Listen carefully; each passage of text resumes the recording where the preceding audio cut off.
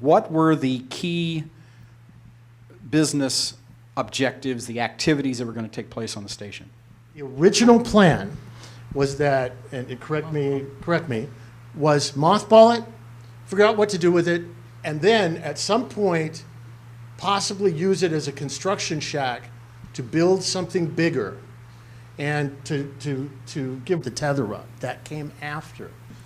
Rick is correct. I mean, the concept was not the space tourist. We were very much harmed by the lack of an export license on the tether, which, by the way, the Russians warned us on that, and they took me aside and said, you know, our reading of the tea leaves and our intel is saying that you're not going to get the export license.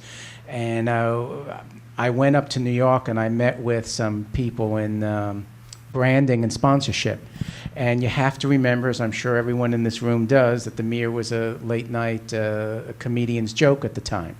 And I went in and said, how do we brand this? Because the idea, as Rick was saying, was we would not rush into it. We did not expect at the burn rate. Also, something that has to be said is we were at the maximum, of course, of solar flare activity at the time. And I said we were the only company ever dying because of solar flare activity. And during this whole thing, the Russians would give me a report. I am sorry to tell you once again, the solar flare activity, it is very bad. And you know, and of course, the Mir was coming down faster than they thought. And I went up to New York and I met with some sponsorship people, and they said it is possible to rebrand. It will, intriguing idea, brand the Mir, as the movie says, make it into something counterculture, make it into something cool. And we pulled something together that said combination, branding, space tourism, citizen explorers. And then I will say, I think there's nothing wrong in saying it, we had several space agencies secretly lined up ready to sign with us and pull out of International Space Station, or Alpha, if we lasted through the critical period. And Walt was very, very reluctant to go down the space tourism. I mean, he said, he hated Hollywood, and he said, I'm not doing this to launch another game show. I'm not doing this. I'm doing this to alternative to the space agencies.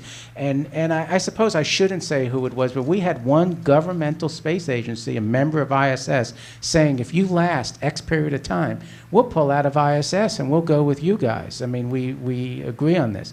And one of the proudest things of the whole venture, and people overlook it now, is when the Mir was deorbited, we had $100 million in backlog.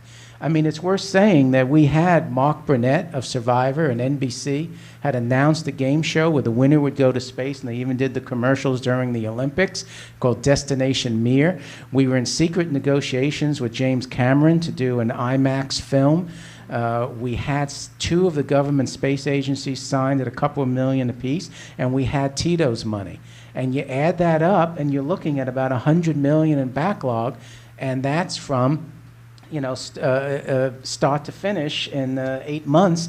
And by all means, we proved the point that a manned platform attracts the, you know, there's a business model there. But we did back into it because we were forced to. Strong argument against that.